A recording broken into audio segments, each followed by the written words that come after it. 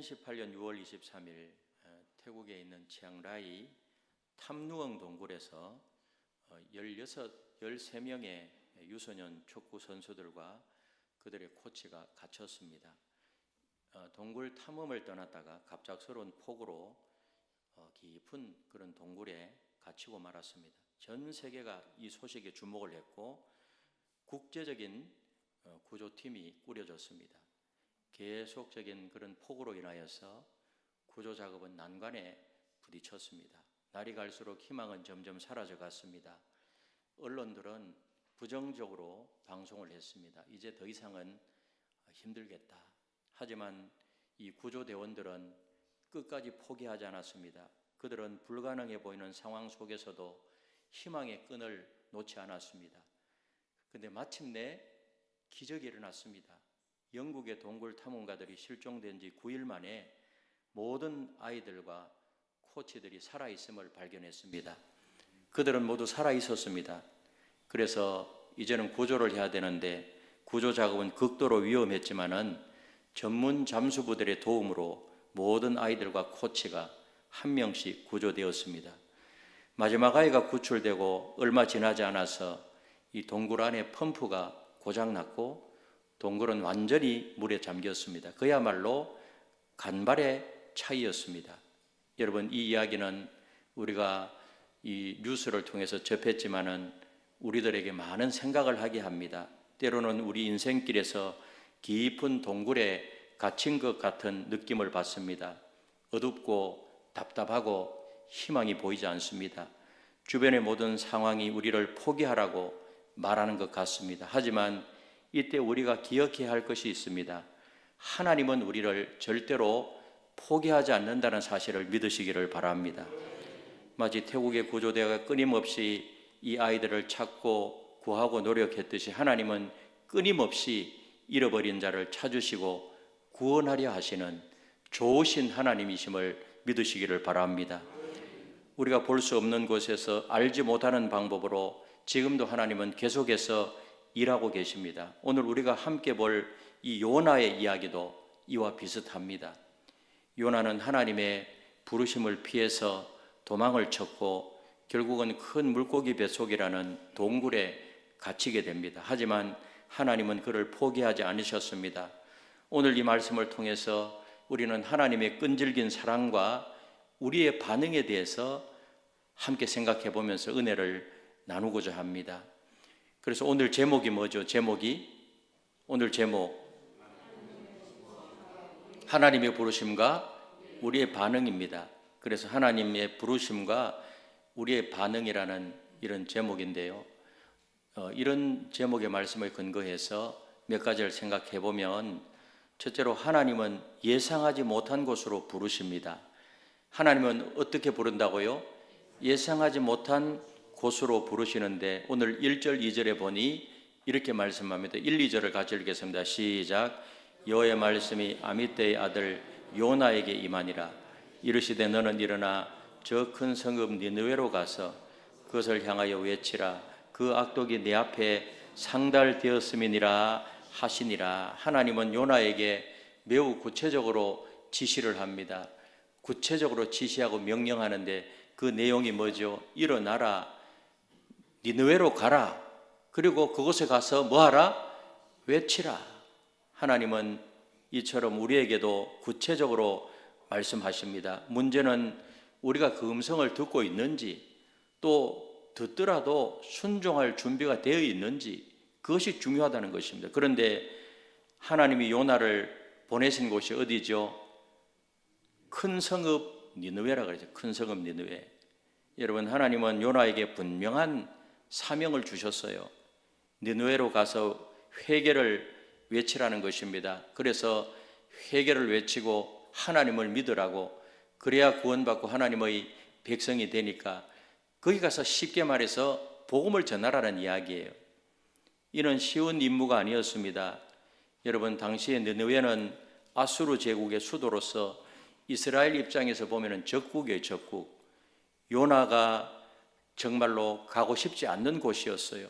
심지어는 요나가 또 많은 선지자들이 멸망당하기를 바라는 곳이 바로 그 당시 니느웨예요. 그곳으로 가라는 것입니다. 하나님이. 이는 마치 2차 세계대전 중에 유대인 랍비에게 나치 독일의 베를린에 가서 복음을 전하고 회개를 외치라 하는 것과 비슷합니다. 얼마나 충격적이고 얼마나 받아들이기 힘든 명령이었겠습니까? 1994년 루안다에서 있었던 끔찍한 그런 내전, 100일 동안에 약 80만 명 내지 100만 명이 학살당했어요. 100일 동안에. 여러분, 내전이 그렇게 무서운 거예요. 이때 임막굴레 1, 2바 기자 이름이에요. 임막굴레 1, 2바 기자가 아니에요. 제 이름이에요. 우리나라는 이름이 외우기 쉬운데요. 지금도 여러 나라들 보면 이름이 엄청 길어요. 이분이요, 루안다 태생이고 루안다 국립대학을 졸업했어요. 굉장히 똑똑한 분이죠. 저분의 가족도 대부분 그 내전 때 다 죽었습니다. 그 후에 많은 사람들이 복수를 원했지만은 저분은 다른 길을 택했습니다. 자기 자신의 부모와 형제를 죽인 사람들을 용서하고 화해와 평화를 위해서 일을 했습니다. 그녀의 용서는 많은 이 루안다 사람들에게 치유와 화해의 길을 열어주었다는 것입니다. 여러분, 그렇게 할 수 있겠어요? 절대로 쉽지 않습니다.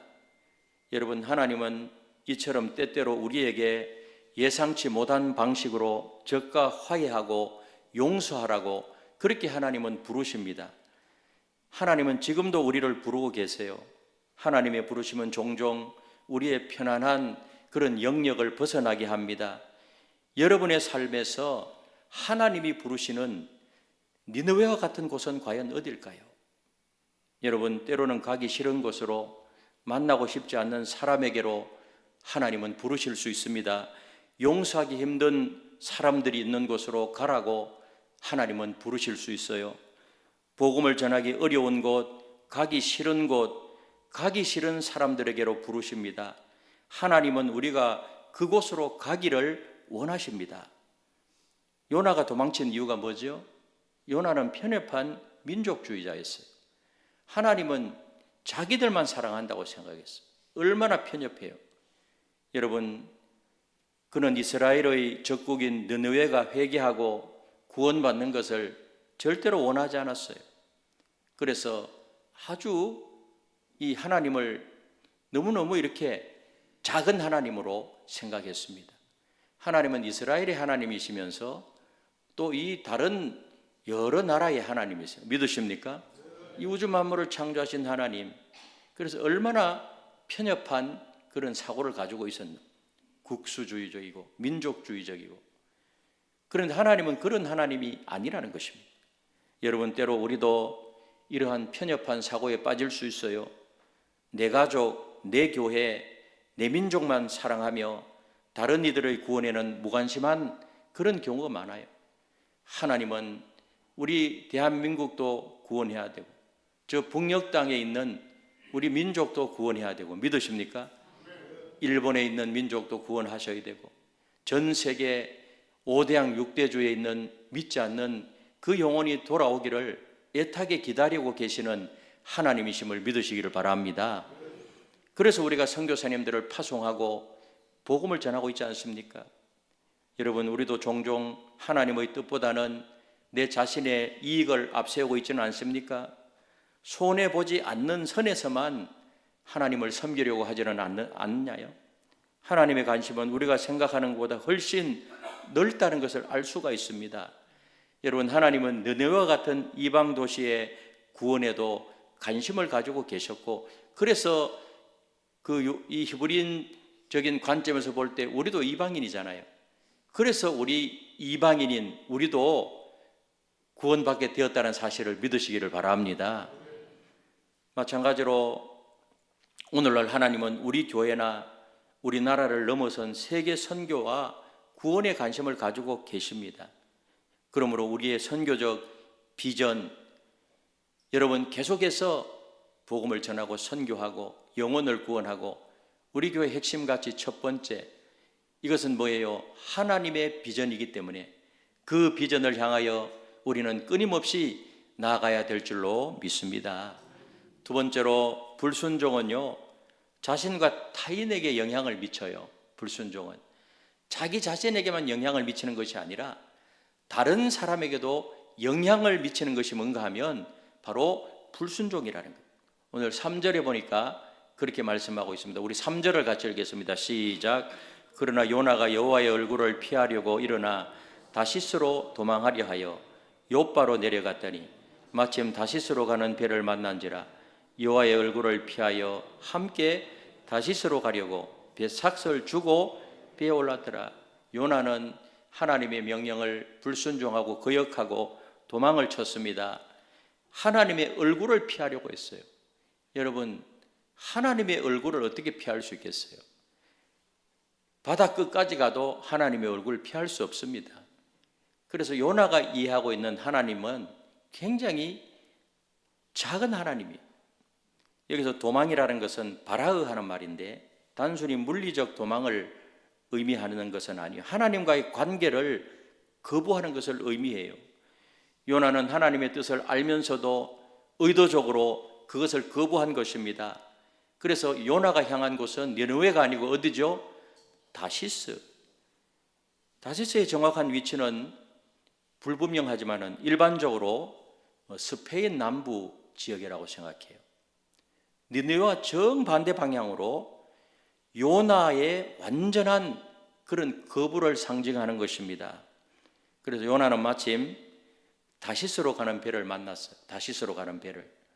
여러분, 때로 우리의 불순종의 길이 일시적으로 순조로워 보일 수 있어요. 요나는 마침 하나님은 니느웨로 가서 회개하라고 했지만, 그들에게 복음을 전하라고 했지만은 잘 됐다. 나는 그거 원치 않아. 나는 정반대로 다시스로 가야지. 마침 그 배가 있는 거예요. 그러니까 일시적으로 굉장히 순조롭게 보이죠. 백삭설 지불하고 그 배를 탄 것입니다. 그런데 순조로웠습니까? 그 순간적으로는 순조로웠지만은 곧 큰 폭풍이 닥쳤고 이 요나의 불순종으로 인해서 무고한 선원들까지 위험에 처하게 되었어요. 4절 5절에 보면 그렇게 나와 있어요. 여러분, 우리의 선택은 늘 우리 주변 사람들이 영향을 미쳐요. 내가 어떻게 선택하냐에 따라서 나에게만 영향을 미치는 것이 아니고 주변 사람들에게, 그 다시스로 가는 그 배 안에 탄 사람들이 무슨 죄가 있어요? 그런데 하나님이 큰 그런 폭풍이 일도록 했다는 거예요. 하나님이. 1912년 4월 14일 타이타닉호가 빙산과 충돌했잖아요. 그런데 그날 밤에 캘리포니아호가 이 타이타닉호에서 불과 20마일 떨어진 곳에 위치하고 있었대요. 하지만 이 캘리포니아호의 무선 통신사는 피곤하다는 이유로 일찍 자빠져서 자버렸어요. 그래서 계속 신호를 보냈는데 그건 자빠져 자고 있는 거예요. 자빠져 자고 있으니까 일찍 그것도 구조 신호를 못 들은 겁니다. 여러분, 한 사람의 작은 태만이 1,500명의 목숨을 앗아간 거예요. 우리의 불순종, 우리의 태만이 누군가의 영원한 생명과 관련될 수 있음을 알아야 되는 것입니다. 1986년 4월에 그 당시에 우크라이나 소비에트 사회주의 공화국, 지금 우크라이나 있죠? 체르노빌 참사를 알 것입니다. 원자력 발전소에서 폭발로 인해서 방사능 유출 사고가 일어났어요. 체르노빌 대참사, 역사상 최악의 원자력 사고라고 합니다. 이 사고는 단순한 그런 기술적인 오류가 아니었습니다. 사고 이전에 이 체르노빌 발전소에서는 기술적인 문제로 인한 원자로의 긴급 정지가 1980년도부터 사고 당시까지 총 71건이 일어난 것으로 알려져 있어요. 그러나 그 당시에 구소련이죠. 소련 측에서는 이러한 결함과 사고를 감추고 폭발 직전까지 이 체르노빌 발전소를 세계에서 가장 안전한 원자력 발전소 중에 하나라고 계속해서 그렇게 홍보를 하고 있었다는 거예요. 제가 기사를 찾아보니까요, 그렇다는 거예요. 안전 규정을 무시한 인간의 오만과 태만이 빚어낸 비극이었습니다. 여러분, 한 번의 실수, 한 번의 불순종이 수십만 명의 삶에 영향을 미쳤고 그 영향은 여러 세대에 걸쳐서 지속되고 있습니다. 그래서 이 체르노빌 원자력 대참사로 인해서 소련이 붕괴될 때요, 이것이 굉장히 큰 원인 중에 하나가 되었다는 거예요. 이런 우리의 선택이 다른 사람들이 얼마나 큰 영향을 미칠 수 있는가를 보여주는 것입니다. 특히 하나님의 뜻에 대한 우리의 순종 또는 불순종이 얼마나 큰 파급 효과를 가질 수 있는지를 보여주는 것입니다. 요나가 불순종하고 판단 한번 잘못해서 지금 다시스로 가는 그 배 안에 있는 선원들이요, 잘못하면 다 죽을 그런 상황이 닥친 거예요. 그런데 세 번째로 마지막으로 하나님은 실수까지도 사용하여서 구원하시는 하나님이심을 믿으시기를 바랍니다. 4절에 보니까 이렇게 말해요. 4절에 우리 4절을 같이 읽겠습니다. 4절 시작. 여호와께서 큰 바람을 바다 위에 내리시매 바다 가운데 큰 폭풍이 일어나 배가 거의 깨지게 된지라. 큰 폭풍이, 여호와께서 큰 바람을 바다 위에 내리셨다 그러잖아요. 바다 가운데 큰 폭풍이 일어났어. 배가 거의 어떻게 되었어요? 깨어지게 돼. 그 안에 탔던 사람들이 얼마나 두려웠겠어요. 얼마나. 그런데 17절에 보니 또 이렇게 말해요. 17절, 우리 17절을 같이 읽겠습니다. 시작. 여호와께서 이미 큰 물고기를 예비하사 요나를 삼키게 하셨으므로 요나가 밤낮 3일을 물고기 뱃속에 있으니라. 그래서 그 상황이 있는데 결국 요나를 바다에 던졌죠. 그러고 나니까 폭풍이 잔잔해지는 거예요. 여러분, 우리는 여기서 하나님의 그 사랑의 징계를 볼 수가 있어요. 하나님은 요나를 붙잡기 위해서 폭풍을 사용하셨고 이것은 징계이지만 동시에 사랑의 표현이었습니다. 히브리서 12장 6절에 보니까 주께서 그 사랑하시는 자를 징계하시고 그가 받아들이시는 아들마다 채찍질 하심이라. 그 하나님이 사랑하지 않으면 그러든 말든 그냥 죽여버리면 끝나는데 하나님이 그 요나가 돌아오도록 하기 위하여서 사랑의 징계를 하나님이 내리신 거예요. 17절에 보니까 여호와께서 이미 예비하사, 우리는 이 표현에 주목해야 돼요. 이는 우연이 아닌 하나님의 계획적인 개입임을 알 수가 있어요. 하나님의 주권 속에서 움직이고 있다는 것을 알 수가 있어요. 그리고 하나님이 예비하신 것이 뭐죠? 고래입니까? 상어입니까? 뭐 고래 상어 이렇게 말하는데 그런 말 없어요. 성경에. 그냥 뭐라고 표현되어 있죠? 큰 물고기라는, 큰 물고기. 고래가 크니까 아마 고래가 아닌가 이렇게 하는데 정확한 것은 뭐예요? 큰 물고기. 그래서 여기서 중요한 것은 물고기의 종류가 아니라 바로 그것이 하나님의 도구였다는 거예요. 하나님은 자연을 통해서 일하여 폭풍을 일으키시고 그 큰 물고기, 바다에 살고 있는 큰 물고기, 그래서 요나를 배에서 딱 던지니까요, 큰 물고기가 입을 벌려서 그냥 삼켜버린 거예요. 그런데 이 물고기 뱃속에서 밤낮 3일을 지냈다는 거예요. 물고기 뱃속에서 밤낮 3일을 지낼 수 있을까요? 있을까요? 없을까요? 그건 한번 들어가 봐야 알아요. 그게 어떻게 생겼는지.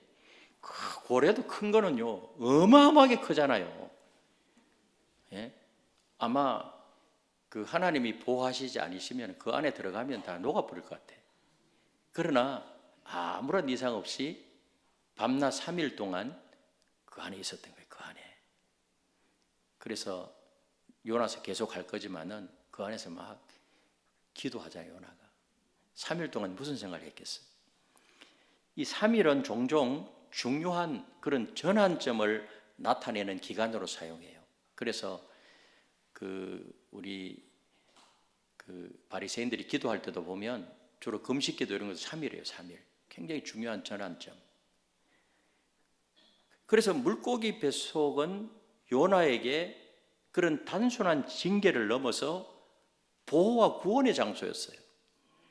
만약에 물고기 뱃속에서 안 들어가고 그냥 바다에 던졌다면 어떻게 됐어요? 한 5분만 지나면 죽어봅니다. 그런데 그것이 보호하는 구원의 장소였어요. 여러분, 우리 여기서 중요한 교훈을 받을 수가 있어요. 하나님은 우리의 불순종까지도 사용하셔서 하나님의 뜻을 이루신다는 것입니다. 요나의 도망이 결국은 니느웨 구원으로 이어졌듯이 하나님은 우리의 실수까지도 합력하여 선을 이루고 선을 이루어서 우리 하나님의 뜻을 이루실 수 있는 그런 곳으로 사용하시는 하나님이심을 믿으시기를 바랍니다. 그러므로 우리의 삶에서 만나는 어려움들, 그것이 폭풍이든 물고기 뱃속과 같은 어둠이든지 우리가 경험하는 어려움은 우리를 향한 하나님의 사랑의 표현일 수 있다는 것입니다. 이것을 꼭 기억해야 돼요. 이러한 상황에서 더욱 우리는 하나님의 음성에 귀를 기울이고 하나님의 뜻을 구해야 될 줄로 믿습니다. 2010년 IT에서 IT 아시죠? 대지진이 발생했잖아요. 근데 한 미국인 선교사 부부가 그 당시에 고아원을 운영하고 있었대요. 지진으로 건물이 무너져 많은 아이들이 죽고 다치고 선교사 부부는 절망에 빠졌지만은 포기하지 않고 계속해서 구조하고 아이들을 건져내고 그들은 이 비극적인 상황 속에서도 하나님의 손길을 믿었고 더 열심히 일했다는 거예요. 더 열심히. 보통 그렇게 되면 선교사님들은 그 자리에 떠나봅니다. 귀국해버리거든요. 근데 이 부부는요, 귀국하지 않고 거기서 계속해서 이렇게 일을 했는데 놀랍게도 이 사건 이후에 더 많은 그런 후원자들이 나타났고 결과적으로는 이전보다 더 많은 그런 아이들에게 혜택을 주고 더 많이 돌볼 수 있었다는 것입니다. 하나님은 때로 우리가 이해할 수 없는 방식으로 일하시는 하나님, 심지어는 우리의 실패와 고난까지도 사용하셔서 더 큰 구원의 역사를 이루시는 하나님이심을 믿으시기를 바랍니다. 여러분, 그 하나님을 신뢰하십니까? 오늘도 함께 하심을 믿으십니까? 사랑하는 성도 여러분, 요나의 이야기는요, 우리의 이야기예요. 요나, 나의 이야기. 우리도 때로는 하나님의 부르심을 피해서 도망칠 때가 있고요. 때로는 어려움 속에서 하나님을 만나고 때로는 회개하고 순종하여 하나님의 놀라운 역사를 경험하기도 하고요. 태국 동굴에 갇힌 소년들은 깊은 어둠 속에서 구조의 손길을 애타게 기다렸습니다. 여러분, 우리 주변은 영적 어둠 속에서 구원을 기다리는 이들이 있습니다. 하나님은 우리를 그들의 구조대라고 부르십니다. 그들을 구조하라고 하나님은 오늘 저와 여러분들을 부르고 계신다는 사실을 믿으시기를 바랍니다. 여러분의 니느웨는 과연 어디입니까? 불편한 직장 동료일 수도 있고요. 관계가 깨어진 가족일 수도 있고 또 관계가 깨어진 또 성도일 수도 있어요. 그것이 어디든지 간에 하나님은 여러분을 그곳으로 보내시고 계십니다. 태국의 구조대원들은 불가능해 보이는 상황 속에서도 포기하지 않았습니다. 그 결과 모든 그 아이들을 구출할 수 있었습니다. 여러분, 마찬가지로 한 영혼을 구원하는 것은 때로는 불가능해 보일 수 있어요. 과연 내 남편이 예수 믿을 수 있을까? 내 자녀가 예수 믿을 수 있을까? 내 큰아버지는 사찰을 운영하고 있는데 그분이 예수 믿을 수 있을까? 불가능해 보이는 거예요. 빨간 깃대 꽂고 하고 철학관을 운영하고 있는데 우리 친척이 그렇게 하고 있는데 그분 과연 예수 믿을 수 있을까? 우리의 생각으로는 불가능해 보일 수 있어요. 하지만 기억하십시오. 하나님과 함께라면 우리는 한 영혼을 어둠에서 빛으로 인도할 수 있다는 사실을 믿으시기를 바랍니다. 굿하던 분도 이거 다 때려치우고 예수 영접한 사람도 있고요. 저는 부교육자 시절에 부적도 때로 간 적이 있어요. 뭐 이상한 그런 게 있는데 자기는 무서워서 못한다는 거예요. 그래서 우리 교육자들에게 와서 띄워달라고 그래요. 아유, 내가 가서 하겠다고.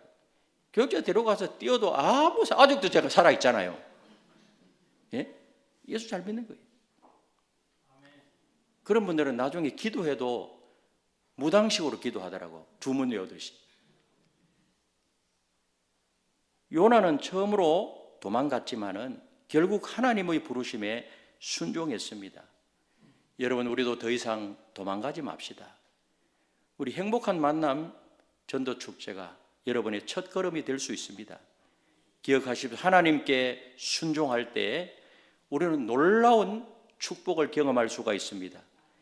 요나가 결국 순종했을 때 니느웨 전체가 회개하는 기적을 보았듯이 우리의 순종은 우리가 상상할 수 없는 큰 열매를 맺게 될 줄로 믿습니다. 하나님은 우리의 작은 순종을 통하여서 지금도 크고 작은 기적을 행하십니다. 여러분, 우리가 첫 걸음을 내디딜 때 하나님은 그 걸음을 1000배, 10,000배로 축복하시고 채워주실 줄로 믿습니다.